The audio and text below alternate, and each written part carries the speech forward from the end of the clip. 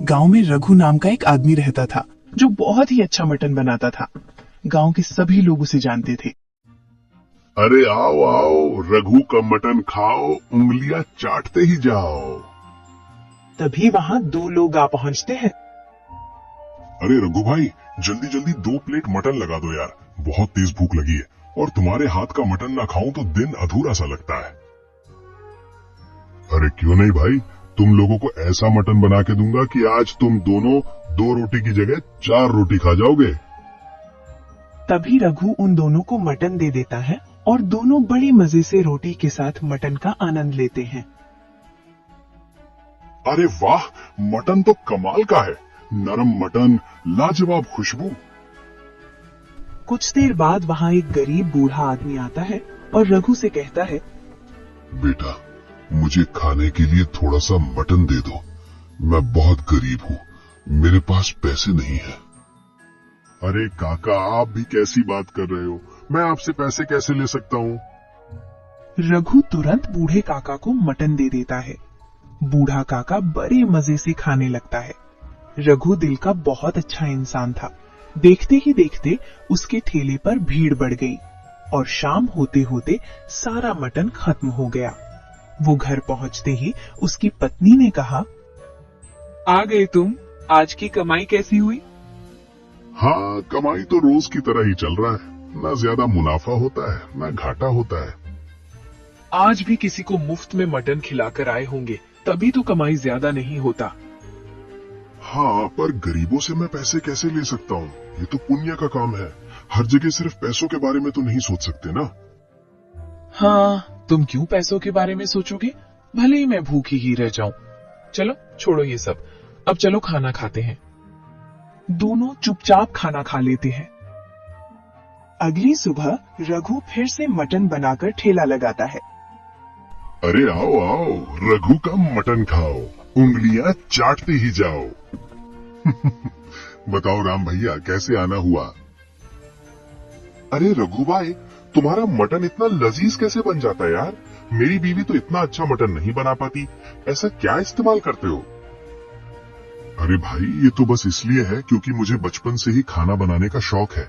मैं अपनी माँ को बनाते हुए देखता था और साथ ही उनकी मदद भी करता था, इसलिए मुझे मसालों की थोड़ी समझ है कि कितना और कैसा मसाला डालना है ताकि मटन सही बने।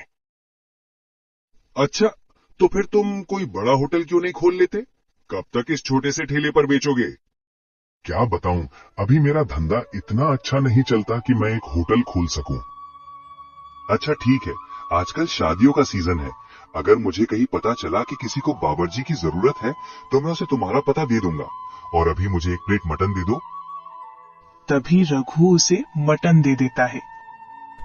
उधर गांव में एक सेठ की बेटी की शादी थी, लेकिन सेठ को खाना बनाने के लिए कोई बावर्ची नहीं मिल रहा था। मोहन, ओ मोहन, जरा यहाँ आना, मुझे तुमसे कुछ काम है। तभी वहां मोहन आ जाता है और कहता है, हाँ मालिक, बोलो क्या काम है?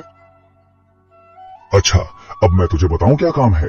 मैंने तुझे 4 दिन से कह रखा है कि गांव जाकर किसी अच्छे बावर्ची को लेकर आ, पर तुझसे इतना सा काम भी नहीं हो रहा।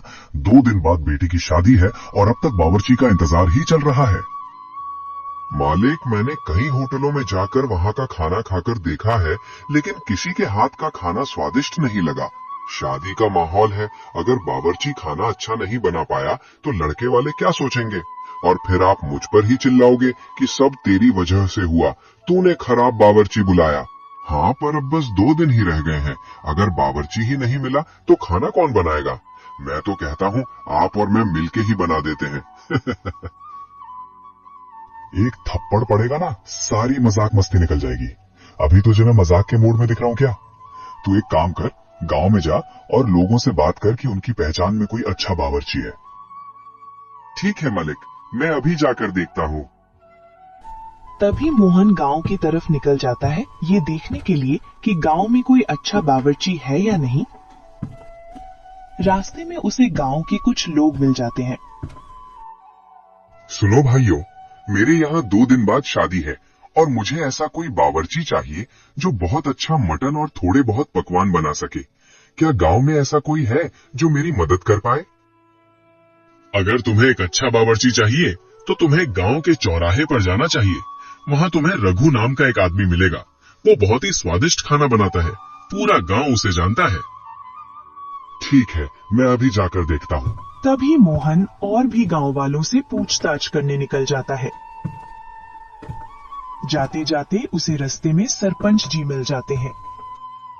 सरपंच जी, अच्छा हुआ आप मुझे यहीं मिल गए। अब मुझे और लोगों से पूछताछ करने की जरूरत नहीं पड़ेगी, आप ही मुझे बता दीजिए। हाँ, पर मैं तुम्हें क्या बताऊं? पूछो, तुम्हें क्या पूछना है? सरपंच जी, 2 दिन बाद मेरे घर में शादी है। मुझे एक बावर्ची चाहिए जो मेरे घर आकर स्वादिष्ट खाना बना सके। अच्छा, फिर तो तुम्हें रघु के पास जाना चाहिए। उसके हाथों में जादू है। वो बचपन से ही खाना बना रहा है और बहुत ही स्वादिष्ट खाना बनाता है।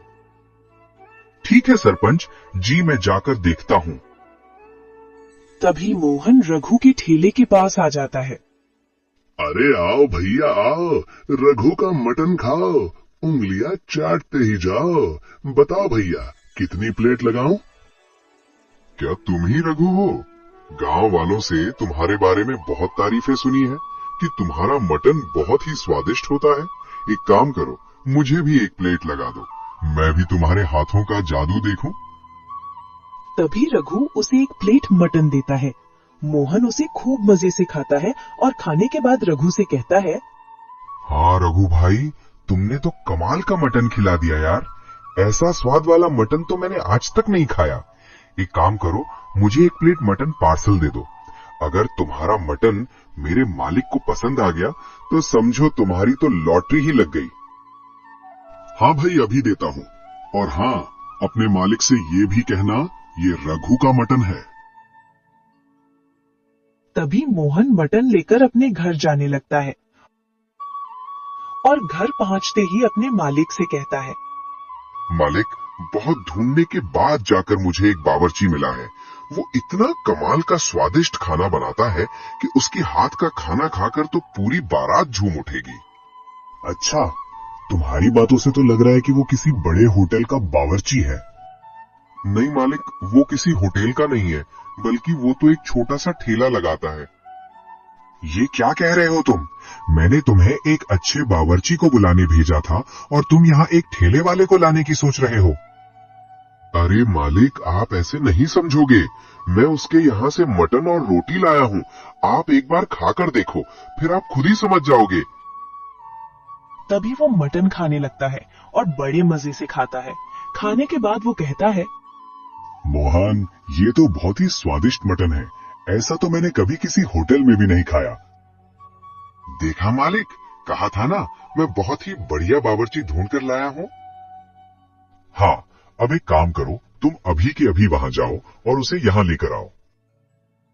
तभी मोहन रघु को बुलाने के लिए निकल जाता है और जाते जाते रास्ते में उसे बिहारी सेठ मिल जाता है। अरे मोहन, तुम यहाँ? मैं तो तुम्हारे ही घर आ रहा था। कल तुम मेरे यहाँ आए थे ना कि तुम्हें शादी के लिए एक बावर्ची चाहिए।